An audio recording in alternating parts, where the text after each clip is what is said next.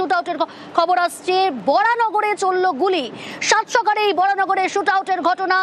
পরিবহন কর্মীকে লক্ষ্য করে গুলি দুষ্কৃতীদের, তবে গুলি লক্ষ্যভ্রষ্ট হওয়ায় হাসপাতালে আহত পরিবহন কর্মী, তিনি চিকিৎসাধীন। কিন্তু কে বা কারা গুলি চালালো আরো ডিটেল জানার চেষ্টা করব। সুবীর রয়েছে সরাসরি আমার সঙ্গে। সুবীর, কে বা কারা গুলি চালালো, কখন ঘটলো এই ঘটনা, এখনো পর্যন্ত পুলিশ সূত্রে কি জানা যাচ্ছে?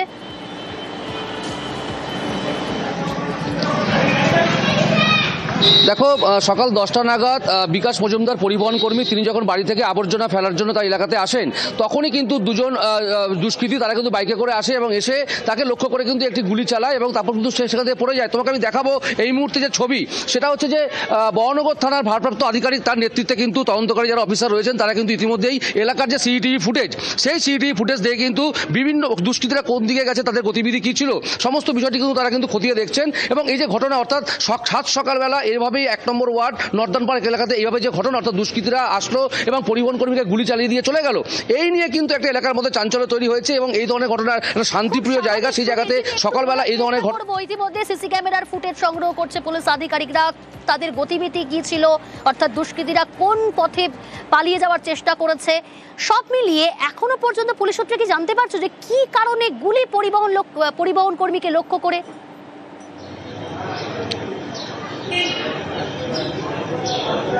দেখো, পরিবহন কর্মী বিকাশ মজুমদার জানিয়েছেন যে তার কোনো রকম কোনো শত্রুতা কারোর সাথে ছিল না, আর কোনো শত্রু ছিল না। কিন্তু এই যে ঘটনা, অর্থাৎ আচমকা এভাবে আসলো দুষ্কৃতীরা এবং তাকে লক্ষ্য করে গুলি চালিয়ে দিয়ে তারা চম্পট দিল এবং সেখানে লক্ষ্যভ্রষ্ট হলো, সেখান থেকে তিনি পড়ে গেলেন, আহত হলেন। সেই জায়গা থেকে দাঁড়িয়ে তাকেও কিন্তু জিজ্ঞাসাবাদ করবে পুলিশ এবং সেই জায়গা থেকে কি কারণে এই ধরনের ঘটনা, মানে কারা আসলো এবং দুষ্কৃতীরা আসলো, তার সঙ্গে কোনো রকম কোনো যোগসাজশ বা কোনো শত্রুতা ছিল কিনা, এই গোটা বিষয়টি কিন্তু তদন্ত করে দেখছে বরানগর থানার পুলিশ। এবং সেই জায়গা থেকে দাঁড়িয়ে ইতিমধ্যে কিন্তু এসিপি পদমর্যাদার অফিসার তারাও কিন্তু ঘটনাস্থলে এসছে এবং এই গোটা ঘটনা তদন্ত করে দেখা হচ্ছে। এবং মূলত সিসিটিভি ফুটেজ, অর্থাৎ এলাকার যে সিসিটিভি ফুটেজ, সেই ফুটেজ কিন্তু পুলিশ ইতিমধ্যে সংগ্রহ করেছে এবং সেই সিসিটিভি ফুটেজ দেখেই কিন্তু জানতে পারছো সুবীর, তারা কি বাইকে করে এসেছিল, সেই বাইকে কতজন ছিল দুষ্কৃতী, কি জানা যাচ্ছে পুলিশ সূত্রে?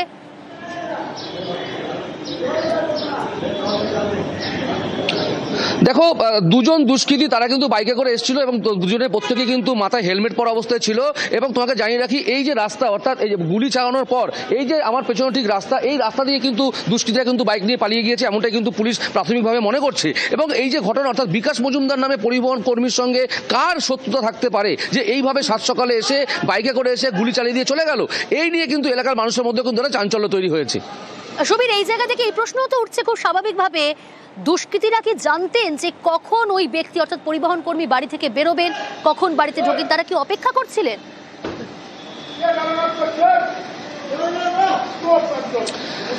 না দেখো, প্রতিদিনের মতো আজকেও কিন্তু সকালবেলা তার বাড়ির ময়লা আবর্জনা ফেলার জন্য নির্দিষ্ট যে জায়গা, সেখানে কিন্তু এসেছিলেন এই যে ব্যক্তি বিকাশ মজুমদার। এবং সেই জায়গা থেকে আসার পর বিকাশ মজুমদার কিন্তু যখন ময়লা ফেলতে যায়, তখনই কিন্তু এই দুজন দুষ্কৃতী তারা কিন্তু বাইকে করে আসে এবং এসে কিন্তু তাকে লক্ষ্য করে গুলি চালায়। এবং গুলি চালানোর পর সে যখন মাটিতে লুটিয়ে পড়ে, তখনই কিন্তু লক্ষ্যভ্রষ্ট হয়, অর্থাৎ তার কানের পাশ দিয়ে কিন্তু গুলি চলে যায়। এবং এই যে ঘটনা, এই ঘটনার পরে কিন্তু গুলির যে বারুদ, সেই বারুদ কিন্তু তার শরীরে বেশ কিছু জায়গায় লেগেছে।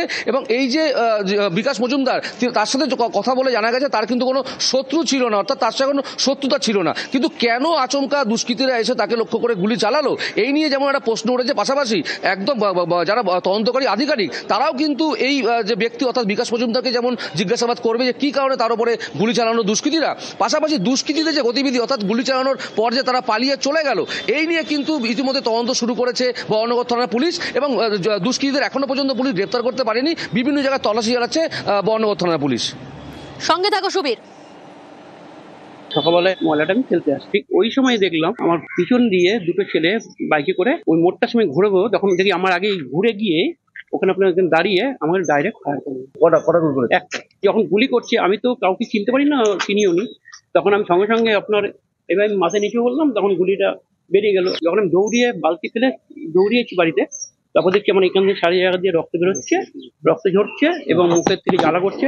কোথায় কোথায় লেগেছে আপনার? হাতে এইখানটায়, বুকে এইখানটায় যে ছিটকিয়েছে বালুটা, মুখ পুরো জ্বালা করছে। আপনার সাথে কোনো শত্রু নেই, আমার সাথে কোনো শত্রু নেই। সুবীর, বক্তব্য শুনে যা মনে হলো যে বিকাশ বাবুর জন্যই অপেক্ষা করছিল দুষ্কৃতীরা, অর্থাৎ বিকাশ বাবু যেভাবে তাকে গুলি করার চেষ্টা করেছিল দুষ্কৃতীরা, তার জন্য অপেক্ষারত ছিল দুষ্কৃতীরা, সেটা কিন্তু স্পষ্ট হলো।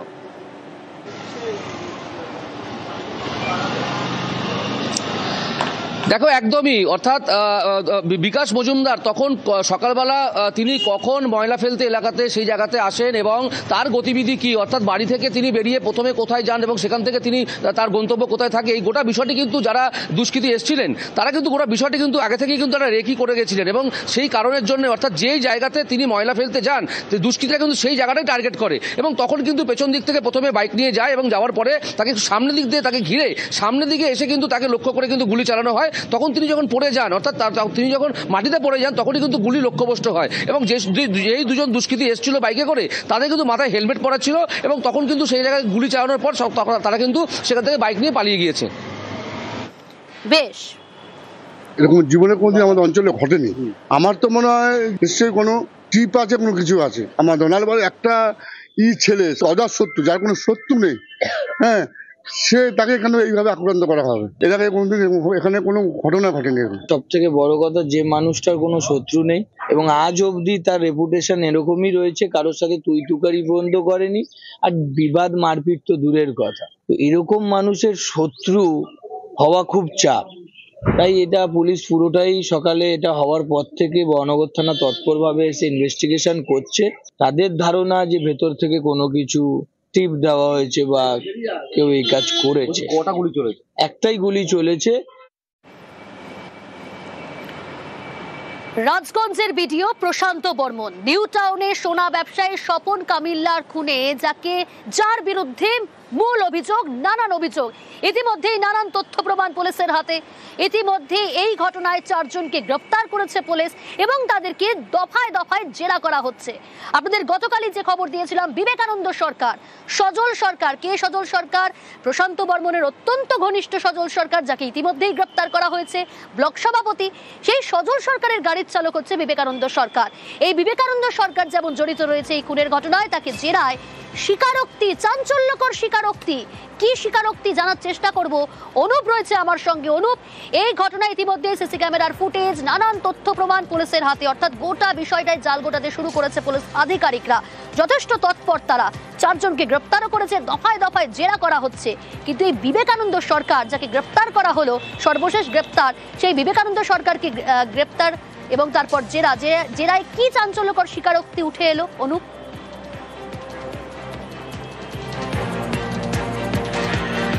তো স্বর্ণবস্রী খুনের ঘটনায়, সেই খুনের ঘটনায় বিবেকানন্দ সরকার ইতিমধ্যে তাকে গ্রেপ্তার করা হয়েছিল এবং হেফাজতে নেওয়া হয়েছে এবং তার মোবাইল ফোন ইতিমধ্যে বাজেয়াপ্ত করার পরে ফরেন্সিকে পাঠানো হয়েছে। কিন্তু তাকে যে জিজ্ঞাসাবাদ, সেই জিজ্ঞাসাবাদে কিন্তু একই রকম স্বীকারোক্তি, একেবারে ভিডিওর যে নির্দেশ, সেই নির্দেশে কিন্তু একেবারে এই অপহরণ থেকে শুরু করে এবং খুনের ঘটনা, গোটা ঘটনা ঘটেছে এবং দেহ লোপাটের ঘটনা কিন্তু ভিডিওর নির্দেশেই ঘটেছে এবং যে খুনের ব্যবহৃত যে মারধর যখন করা হয়েছিল, লাঠি রড থেকে শুরু করে যে বেল্ট ব্যবহার করা হয়েছিল, এই প্রত্যেকটি জিনিস কিন্তু ভিডিও নিজে একেবারে সরাতে বলেছিল, এমন কিছু তথ্য উঠে আসছে জিজ্ঞাসাবাদে।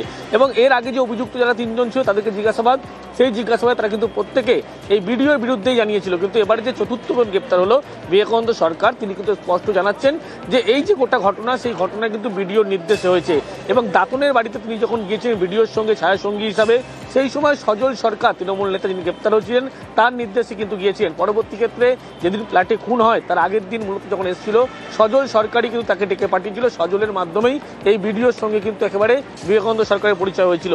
এই যে গোটা ঘটনা, সেই ঘটনার কিন্তু ক্ষেত্রে সজল সরকারের নির্দেশেই তাহলে ভিডিওর সঙ্গে দাতনে গিয়েছিলেন এই বিবেকানন্দ সরকার, যেটা স্বীকার করেছেন। তাহলে অর্থাৎ সজল সরকারের থ্রু এই ভিডিওর সঙ্গে প্রশান্ত বর্মনের সঙ্গে আলাপ হয় বিবেকানন্দ সরকারের।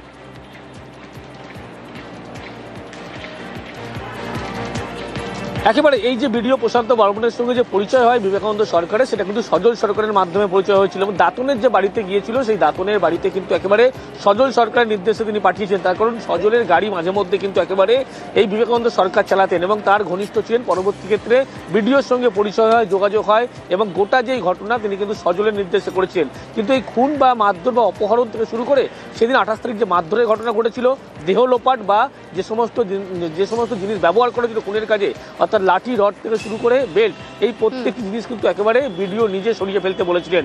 এবং ইতিমধ্যেই পুলিশের পক্ষ থেকে যে সমস্ত জিনিস সরিয়ে ফেলা হয়েছিল সেই জিনিস কিন্তু উদ্ধারের চেষ্টা করা হচ্ছে এবং বলা হচ্ছে পুলিশের পক্ষ থেকেও স্পষ্ট সেই কারণেই তাকে হেফাজতে নেওয়া হচ্ছে। কিন্তু একেবারে যে ৪র্থ নম্বর ব্যক্তি গ্রেপ্তার হলো বিবেকানন্দ সরকার, তিনিও কিন্তু একই রকম স্বীকারোক্তি দিচ্ছেন যে ভিডিওর নির্দেশেই এই গোটা খুনের ঘটনা ঘটেছে। একটু জানতে চাইবো, ইতিমধ্যে ৩ অভিযুক্তের ফোন বাজেয়াপ্ত করা হয়েছে। এই বিবেকানন্দ সরকার, তার কি ফোন বাজেয়াপ্ত করা হলো? পুলিশের তরফ থেকে কি খবর?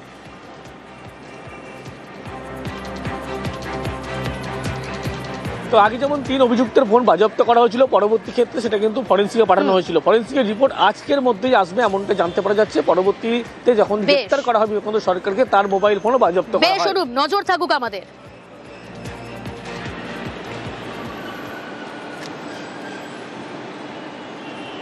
সোনা ব্যবসায়ী খুনে রাজগঞ্জের ভিডিও প্রশান্ত বর্মনের বিরুদ্ধে নানান অভিযোগ। ইতিমধ্যেই গ্রেপ্তার ৪ এবং তাদের জেরায় চাঞ্চল্যকর তথ্য। এবার পুলিশের হাতে গাড়ির চালকের ফোন, আর সেখানে সেই ডিলিট করা ফুটেজ পুলিশের হাতে। সেখানে দেখা যাচ্ছে প্রশান্ত বর্মন মারধর করছেন ওই স্বপন কামিল্লাকে, বুকে পা তুলে মারধর করছেন। এক্সক্লুসিভ ফুটেজ পুলিশের হাতে।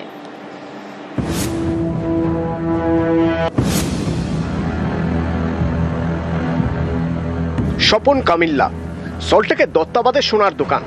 গত ৩০শে অক্টোবর নিউ টাউনের যাত্রাগাছি থেকে তার ক্ষতবিক্ষত দেহ উদ্ধার হয়। জলপাইগুড়ির রাজগঞ্জের ভিডিও প্রশান্ত বর্মনের বিরুদ্ধে খুনের অভিযোগ দায়ের করে নিহতের পরিবার, যার ভিত্তিতে এফআইআর হয়। এই ঘটনায় আগেই ভিডিওর গাড়ি চালক রাজু ঢালিকে গ্রেপ্তার করেছে পুলিশ। তদন্তকারীদের দাবি, রাজুর মোবাইল ফোন থেকে মিলেছে ডিলিট করে দেওয়া ভিডিও ফুটেজ। বিস্ফোরক সেই ফুটেজে নাকি দেখা গিয়েছে সোনা ব্যবসায়ী স্বপন কামিল্লার বুকে পা তুলে মারছেন রাজগঞ্জের ভিডিও প্রশান্ত বর্মন, প্রাণে মেরে ফেলার হুমকি দিচ্ছেন। রাজবংশী ভাষায় বলছেন, আমি বুঝে নেব। ভিডিওর পরনে কালো গেঞ্জি এবং হাফ প্যান্ট। ভিডিও প্রশান্ত বর্মনের গাড়ির চালক রাজু ঢালিকে জেরা করে তদন্তকারীরা জানতে পেরেছেন রাজগঞ্জের ভিডিও রাজুকে নির্দেশ দেন মোবাইল ফোন থেকে সব ভিডিও ডিলিট করে দিতে, কিন্তু একটা ভিডিও রেখে দিয়েছিলেন রাজু। সেই ভিডিও আগেই বাজেয়াপ্ত করেন তদন্তকারীরা। তাতে নাকি দেখা গিয়েছে সোনা ব্যবসায়ীকে মারধর করছেন ভিডিও প্রশান্ত বর্মন, মারধর করছেন আরো বেশ কয়েকজন। মারতে মারতে ক্লান্ত হয়ে পড়েন প্রশান্ত বর্মন। তখন বাকিদের নির্দেশ দেন মারধর চালিয়ে যেতে, বলেন মারা গেলে তিনি বুঝে নেবেন। তদন্তকারীদের সন্দেহ, নিজেকে বাঁচানোর জন্যই একটি ভিডিও নিজের মোবাইল ফোনে রেখে দিয়েছিলেন রাজু। এবার তার মোবাইল ফোন থেকে উদ্ধার হলো ডিলিট করে দেওয়া ভিডিও ফুটেজ, যে ভিডিওয়ে নাকি দেখা গিয়েছে সোনা ব্যবসায়ীর বুকে পা তুলে মারছেন ভিডিও প্রশান্ত বর্মন। গত ৩০শে অক্টোবর নিউ টাউনের যাত্রাগাছি থেকে সোনা ব্যবসায়ী স্বপন কামিল্লার ক্ষতবিক্ষত দেহ উদ্ধার হয়। এই ঘটনায় ইতিমধ্যে বেশ কয়েকজনকে গ্রেপ্তার করা হয়েছে। পুলিশের জালে ভিডিওর গাড়ি চালক রাজু ঢালি, ভিডিও ঘনিষ্ঠ বলে পরিচিত ঠিকাদার তুফান থাপা, কোচবিহার ২ নম্বর ব্লকের তৃণমূল সভাপতি সজল সরকার এবং সজলের গাড়ির চালক বিবেকানন্দ সরকার। বুধবার গভীর রাতে এই ৪ জনকে নিয়ে খুনের ঘটনার পুনর্নির্মাণ করে পুলিশ। যে কায়দায় একেবারে স্বর্ণ ব্যবসায়ীকে অপহরণ করা হয়েছিল, ঠিক একই কায়দায় অভিযুক্তদের সঙ্গে নিয়ে কিভাবে সেদিনকে অপহরণ করে এবি ব্লকের ফ্ল্যাটে নিয়ে যাওয়া হয়েছিল এবং সেখান থেকে কিভাবে দেহ লোপাট করা হয়েছিল, অভিযুক্তদের সঙ্গে নিয়ে বুধবার রাতে এই ঘটনার পুনর্নির্মাণ করলো বিধাননগর গোয়েন্দা শাখার পুলিশ। সোনা ব্যবসায়ী খুনের তদন্তের জাল একটু একটু করে গুটিয়ে আনছে পুলিশ। অনেকেই মনে করছেন এতে চাপে রাজগঞ্জের ভিডিও, গ্রেপ্তার হতে পারেন এই আশঙ্কায়, তাই আগাম জামিনের আবেদন জানিয়েছেন তিনি। বারাসাত জেলা দায়রা আদালতে ২৬শে নভেম্বর শুনানির সম্ভাবনা। অনুপ চক্রবর্তী, নিউজ ১৮ বাংলা। কলকাতা সহ রাজ্য জুড়ে ভূমিকম্প অনুভূত। সকাল 10টা 8-এ কম্পন অনুভূত হয়। প্রায় 6 থেকে 7 সেকেন্ড ধরে ভূমিকম্প অনুভূত হয়। রিক্টার স্কেলে কম্পনের মাত্রা ছিল 5.7। আতঙ্কে অফিস বাড়ি থেকে বেরিয়ে আসেন সাধারণ মানুষ। ভূকম্পন অনুভব হয়েছে? হ্যাঁ হয়েছে। ভয়ে কি নেমে আসা? হ্যাঁ ভয়ে নেমে আসা, কাজ করতে ভয় লাগছে। এই যে ভূমিকম্প হলো সেটা কি অনুভব করলে? হ্যাঁ আমরা সে করেছি, জল টল ছিল সেগুলো নড়ছিল, মানে বোতলে ডেস্ক নড়ছিল, মাথাটা ঘুরছিল একটু। জেলাতেও কম্পন অনুভূত। শিলিগুড়ি, জলপাইগুড়ি, বালুরঘাট থেকে মালদা, বহরমপুর, হুগলি থেকে বারাকপুর, বারাসাতে কম্পন অনুভূত। আতঙ্কে বাড়ি থেকে বেরিয়ে পড়েন সাধারণ মানুষ। চায়ের কাপটা দেখে মনে হচ্ছিল। আচ্ছা কি মনে হচ্ছে? ভূমিকম্প কিভাবে বুঝতে পারলেন? চায়ের কাপ নড়ছিল, মানে চাটা নড়ছিল আর কি। আচ্ছা, হালকা একটা কম্পন অনুভূত হলো। ন্যাশনাল সেন্টার ফর সিসমোলজির দেওয়া তথ্য অনুযায়ী এই কম্পনের উৎসস্থল বাংলাদেশ। ভূমিকম্পের উৎসস্থল ছিল বাংলাদেশের নরসিংদী থেকে 14 কিলোমিটার দক্ষিণ পশ্চিমে, মাটি থেকে 10 কিলোমিটার গভীরে। ভূমিকম্পে কেঁপে ওঠে ঢাকা, ঢাকার পাশাপাশি চাঁদপুর, নীলফামারী, বগুড়া, বরিশাল, মৌলভীবাজার, নারায়ণগঞ্জ, পটুয়াখালীতেও অনুভূত হয় কম্পন। আমরা সবাই আমাদের দলের সদস্যরা একত্রে বসেছিলাম, হঠাৎ করে কাঁপতেছিল বিল্ডিংটা। তখন আমরা অনুভব করতেছিলাম কি হচ্ছে, সবাই কথাই ভূমিকম্প ভূমিকম্প। আজকে আমার সবচেয়ে বেশি মনে হয়েছে যে এটা একদম অন্যরকম ভূমিকম্প। হয়তো এতটা বোঝা যায় নাই, শোনা গেছে কিংবা অল্প সময় ছিল, কিন্তু এটা মনে কি অনেকক্ষণ ধরে এরকম ঝাঁকুনি দিচ্ছিল।